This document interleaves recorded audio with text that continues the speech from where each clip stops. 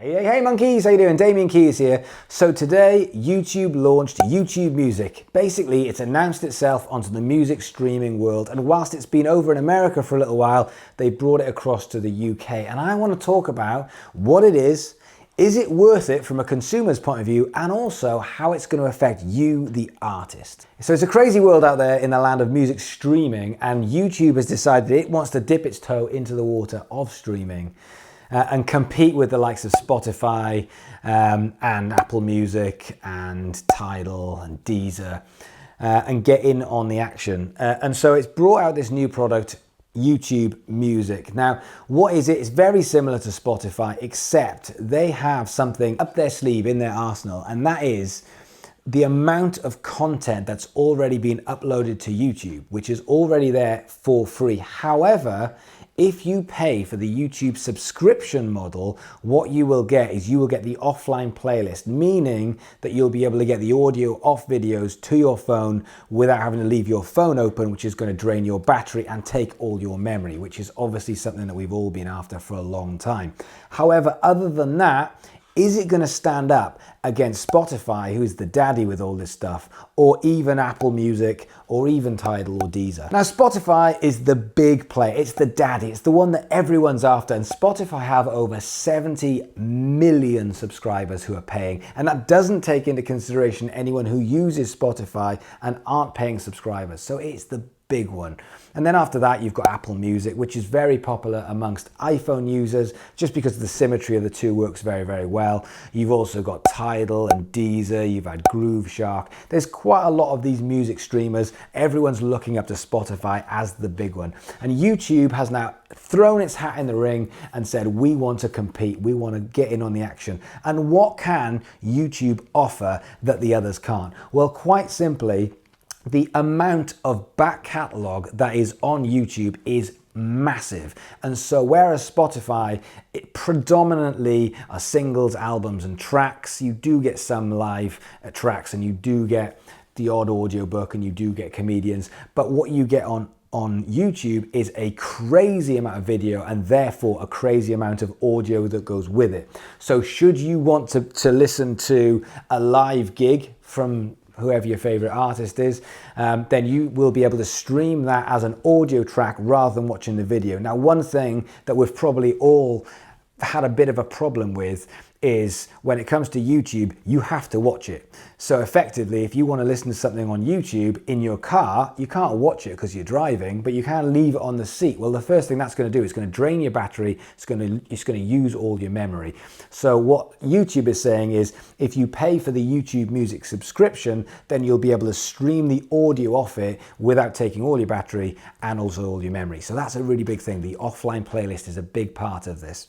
Other than that, they will have a lot of audio that you will not be able to get on Spotify or on Deezer. Is that enough for the $9.99 monthly subscription that they're trying to charge, or $11.99 if you want to take the next package, or there's a family subscription of $14.99? Well, they're all pretty much of a muchness. Spotify, $9.99. Apple Music, I think, is $9.99.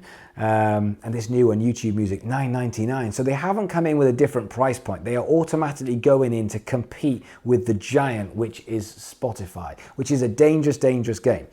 Now, I don't know if it's going to take off. I think one thing with marketing is, and just consumption in general, it's very, very difficult to get people to jump from a brand. So if you take, for example, iPhone versus Samsung. When you're an iPhone user, when you talk to iPhone users, they're staunch iPhone users. When you talk to Samsung users, they're staunch Samsung users. And it is difficult to get people to swap over. You will get people in the middle that are prepared to swap, but on the whole, you tend to fall into one of those two categories. Same thing when it comes to where you go for a coffee. If you walk into that coffee shop every single day, there has to be a bloody good reason for you to say, I'm not going to go to my usual coffee shop place, I'm going to go to a different coffee shop place. It's very difficult to get people to do it, and that's what marketers work on a daily basis, is how to change people's habits. And sometimes it needs to be something massive. Like, for example, as an iPhone user, if Samsung came along and said, you don't ever need to charge your phone up, this one phone will have enough charge to last you forever and ever, then that's a game changer for me, and that is possibly enough for me to change from one phone to another. It's the same thing when it comes to music streaming. I pay for a Spotify streaming, and I'm quite happy to not have the ads, so I'll pay for it. Am I going to lose that streaming service with Spotify and take my $9.99 and put it into YouTube? Well, if I am, it's going to have to be a game changer. And right now I'm not seeing enough, because what I'm already getting is all of YouTube's content. The problem is I just have to leave my phone open, so it does take my memory and my battery, but in my car I can plug it in, so that doesn't matter. And nowadays I pretty much get unlimited data, so it's not a crazy amount. Then it comes down to small details with Spotify, like Spotify has a higher quality of music or higher quality of stream with their bitrate than YouTube, which is small details. So is it going to take off? Well, if you look at track history, you know, there's a few people who have entered the ring expecting big things. For example, Jay-Z being a big example. Jay-Z came along with Tidal and bought Tidal for $56 million. And I think most people wouldn't deem it as a crazy success when you've got Spotify. But there's a lot of people who still use Tidal, and I was looking at some research before we did this video, and Tidal is now worth $600 million. So if you invest in something for 56 and now it's worth 600 million, you can see that the winner is Jay-Z, and he has done really well with it, and who knows where it's going to go. Does it compete with the levels of Spotify? No. Spotify probably have 70 million subscribers compared to where Tidal is, which is probably 4 to 6 million-ish, so probably under 10%. But you can see why YouTube want to enter the ring, because that is a hell of a lot of money, $600 million from an investment of 56. So you know, there is money to be made. If you look at Google over the past however many years, they have made some goofs with their investments. Do you remember Wave? They invested in Wave, or they built Wave.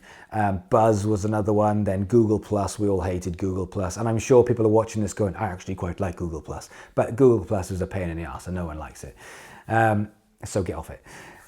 So therefore, is this going to be another Google gaffe where they've invested in something where they can't win? Have they picked another fight which is just too hard to win? Who knows? I guess time will tell. But I just did a bit of a recce in the office of everyone in the office and where they get their music from. Out of everyone in the office, one person listens to music on YouTube, and she isn't prepared to pay for YouTube subscription. Everyone else is either on Spotify or Apple Music. So I think it's going to be very difficult to get people to swap unless there is a game changer. At the moment, I'm not seeing that game changer. But more importantly, how does this affect you as the artist when you are putting stuff onto these platforms? Now, when it comes to how much they pay, you're probably aware that Spotify will pay a heck of a lot more money than YouTube will. So if you are an artist and you're putting your music out, when it comes to Spotify, you can put out, if you can get 100, for argument's sake, let's say 100,000 plays off Spotify, then there's a good chance you'll get, from a pounds point of view in the UK, you'll probably get 750 to 900 pounds, so about 850 quid for 100,000 plays. When it comes to the same amount of plays on YouTube, you could get as little as £100. And YouTube has a funny algorithm of how much it pays depending on what the content is and how much consumption is, how long people watch your videos. However, 100,000 plays for 100 quid compared to 100,000 plays on Spotify for 850 quid is a very, very different margin. So if musicians are going to get paid for both of them, which one are they going to use? Well, at that rate, they're absolutely going to use Spotify over YouTube. So unless YouTube start changing the way that they're paying artists for the music, which they might do, but I couldn't find any evidence of this, then I think you're going to struggle. Because if people want their music to be listened to, yes, they want to be discovered, so therefore YouTube is a good thing for that. But if they're going to be paid 6 to 8 times less than they will on Spotify, then I think that's going to be a deciding factor. But at the same point, we also know that Tidal made a massive big deal of how the artist is going to get paid what they deserve, and us as consumers just went, don't give a shit. Didn't care. What we want is, it's all about us, and we want to be able to listen to the music we want to listen to whenever we want it for the right amount of money. So it's going to be very, very interesting. But at the moment, I can't see, unless I've missed something crazy, which I'd like you to tell me, I can't see how YouTube is going to compete on a level with Spotify. And I'm wondering if it's going to be when Google Plus came along and said we're going to take on Facebook, and that, you know, that didn't end well. So we shall have to see. It might be just another version of when Google bought AOL for $1 billion, and then sold it a few years later for, well, they bought shares in AOL for $1 billion and then sold it a few years later for 250 mil. So they lost 750 million on that deal.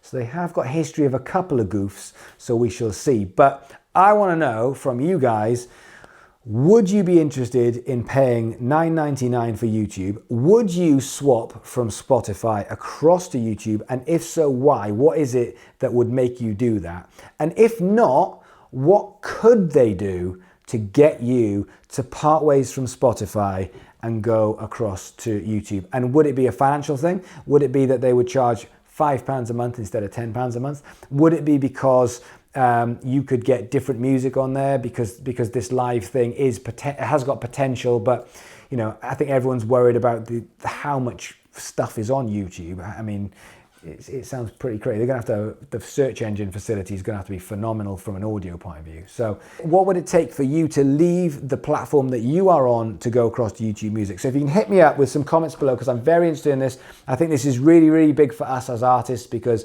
people entering this streaming thing, it might mean less money or more money for us as artists. It might disrupt things, so we shall have to see. So I need to know your thoughts on the consumption side to it. Will you be doing it? And if not, why not? And how can they make you do it? Leave a comment, like, share, subscribe, the usual stuff. We'll be back again tomorrow. Thank you so much for watching. I'll see you guys then.